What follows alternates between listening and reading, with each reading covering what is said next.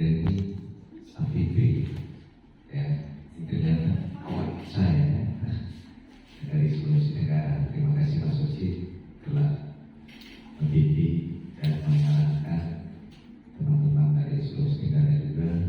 Tapi beliau ini hampir semua masyarakat bangsa yang penting mau, ya, mau. Mas Soci ini sudah lama juga kita di kata Tasik. Pertama-tama adalah sangat berterima kepada masih kesehatan kuat dan hati, sahabat siswa yang hormati, Bapak Ibu narasumber. Kegiatan ini menarik karena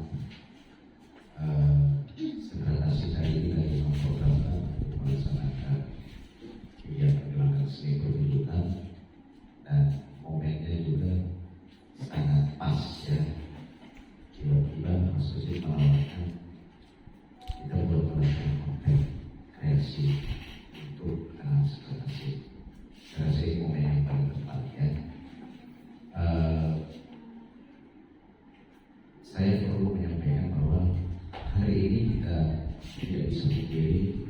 Kemajuan teknologi informasi itu, komunikasi sudah sangat ramah berseluruh sendiri. Itu sangat penting dalam kehidupan kita. Nah, banyak sekali konten-konten yang bermunculan, ya.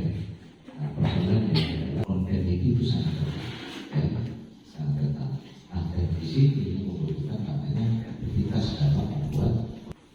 Hari ini teman-teman ini sangat seharusnya sangat berbahagia sekali, ya, di Dinas Pariwisata saya diundang untuk membicarakan terkait dengan sudah diperhadapkan dengan bagaimana memasarkan produk atau hasil produksi atau seni yang kita buat itu ke medsos. Bagaimana kita bisa musik yang kita buat hari ini tidak hanya berada di live musik semua. Untuk menjual produksi musik itu sudah melalui media sosial atau Instagram, ya, di Facebook, di TikTok, gitu, ya. Ini sudah banyak publikasi daripada karya-karya seni yang kita sudah buat. Memang benar Mas Soci, ketika sangat asik kalau dibuka, Mas Soci sudah banyak mendampingi hal seperti ini. Kita buat pelatihan jurnalis seperti ini untuk aktivitas disertasi itu sebenarnya banyak sekali, ya. Tulis berbagai macam aktivitas seni khususnya di seni pertunjukan, sehingga ini menjadi sebuah produksi yang bagus juga di medsos. Tapi saya lihat masih sebatas mempublish, gitu, ya, belum mengarah kepada menjadi rujukan bagi masyarakat yang ingin mendapatkan informasi. Memasuki tribunkorotalo.com menghadirkan beragam segmentasi berita.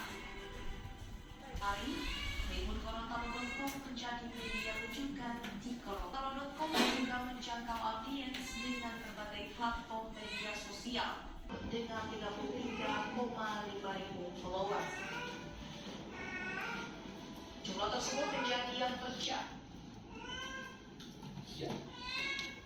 Sedikit preview, ya, dari atribut ke atribut Surabaya, editor atribut. Kegiatan di kantor juga adalah web kantor. Pada dasarnya sebetulnya semangatnya adalah agar news kita itu menyasar semua orang, bisa dibaca oleh semua orang, multi platform, pakai apapun dan macam-macam. Nah, dalam konteks teman-teman sentrasi, ya, teman-teman yang selalu saya pikir adalah bahwa ada banyak sebetulnya ada dua jenis orang di media sosial. Satu, orang yang tidak punya konten, tapi ada banyak cara sebetulnya orang kemudian mengekspresikan dirinya di media sosial, dan sebagai anak sentrasi perlu untuk kemudian bikin satu akun. Kalau memang misalnya saya pengen gitu ada akun yang memang untuk diri saya sendiri sama karya saya apa bikinkan akun yang khusus menampung apa yang kawan-kawan kerjakan di kampus. Tapi kan ketika orang melihat itu penting, nilainya jadi beda gitu, ya. Sesuatu yang kita rasa kecil sekali dampaknya, ternyata ketika misalnya orang lihat di media sosial ternyata besar sekali. Misalnya Tribun Gorontalo itu ada live report. Ada yang pernah lihat live report di Facebook Tribun Gorontalo? Ada nggak? Ada. Jadi Tribun Gorontalo itu kenapa harus live report? Itu informasinya nggak dari kita. Orang lagi banyak sawah, kalau misalnya kontributor di wilayah Bogor atau Wali misalnya ada yang banyak sawah itu orang kota misalnya yang dari kecil udah lahir di kota Gorontalo, dia nggak pernah lihat bagaimana cara orang membaca sawah gitu. Itu informasi buat kita yang sering yang ada di sana di luar sana di medsos kan, ternyata seperti ini dan itu viral. Saya pernah ada orang nonton, dia tuh viewsnya tuh 160.000, 162.000 orang yang lihat. Saking ada 160.000 orang yang pernah lihat orang lihat. Nah gitu. Jadi bagaimana teman-teman tetap di ruang kelas itu kita merasa ini kan pekerjaan biasa. Tapi buat misalnya untuk orang-orang yang ingin berkolaborasi, sekarang tuh Gorontalo kan lagi demo konser lagi di sini. Itu banyak sekali. Bayangkan kalau misalnya ternyata orang-orang artis-artis ini atau misalnya para tidak cuma sekadar band-band yang tapi pengen ada penampilan orang main biola gitu, skillnya bagus. Kalau misalnya melihat postingan teman-teman itu kan, ternyata kalau kita mencari orang-orang bisa jago biola itu buat presentasi di sana ternyata banyak sekali. Gitu. Jadi itu untuk menyasar orang-orang untuk berkolaborasi, kemudian media sosial penting untuk teman-teman. Kemudian portofolio digital ini juga penting. Sosial. Saya tuh kalau di lagi studi kita tuh di Tribun Gorontalo ada lokal experience.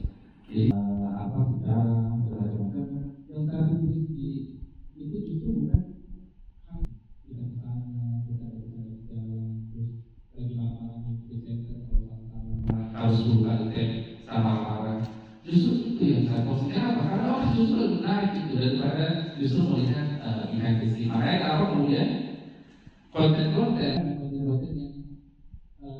tapi bikin dengan konten yang ada konteks karena apa mereka pengen lihat sesuatu yang natural. Terus tutorial apa? Ini paling akibat tips main biola. Pengen main biola ini 7 tips satu. Tapi dalam bentuk video, tapi dalam bentuk video. Saya hari ini tidak akan membahas karena banyak sekali. Kita sebagai mau bikin konten begitu, bagaimana cara mengatasi kalau orang misalnya bilang ini alay, jadi ya orang bikin itu minder untuk melakukan mau bikin konten-konten yang kayak terampilkan begitu. Jadi bagaimana cara mengatasi supaya orang itu mau percaya diri untuk melakukan terampilkan. Baik, terima kasih. Orang yang nggak sekolah, orang yang sekolah, ada yang sarjana dan macam-macam. Meskipun mungkin kita bisa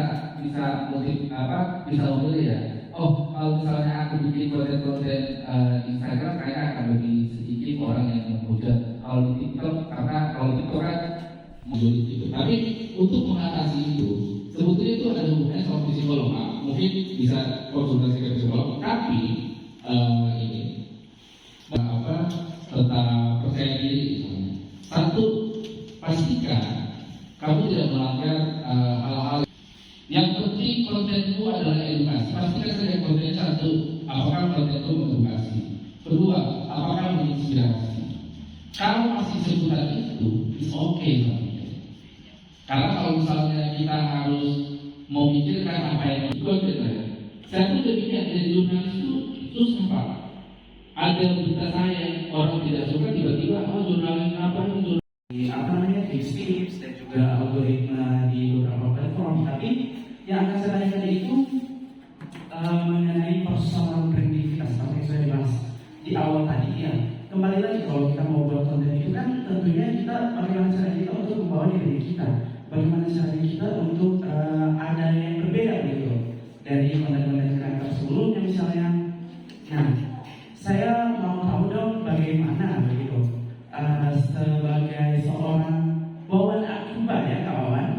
sebagai seorang kawan yang sekarang sebagai seorang jurnalis ataupun juga mas. Apa tips terbaik untuk menjaga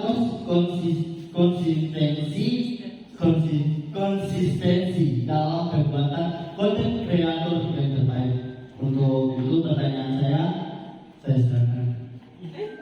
Saya kembalikan kepada. Pertama saya Sofian Bardiani. Baik, langsung saja pertanyaan saya di sini tentang salah satu platform yaitu TikTok. Ya, karena kebetulan saya juga merupakan seorang content creator aktif, ya sudah setahun lah aktif di live itu dan alhamdulillah sudah ada penghasilan dari situ.